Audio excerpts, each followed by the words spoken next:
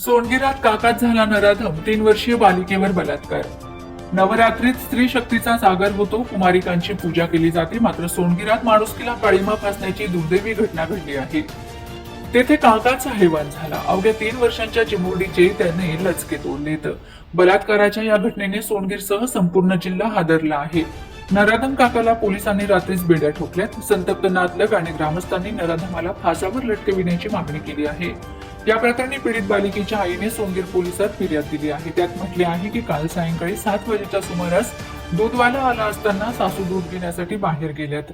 त्यावेळी त्यांच्यासोबत माझी 3 वर्षीय मुलगी निर्भया, नाव बदललेले आहे, ही देखील गेली होती. थोड्या वेळाने सासूबाई घरात आल्या तेव्हा त्यांना निर्भयाबाबत विचारले असता त्यांनी सांगितले की निर्भयाचा चुलत काका मयूर बापू माळी वय 18 हा बाहेर होता. तो निर्भयाला खेळविण्यासाठी त्याच्या घरी घेऊन गेला आहे.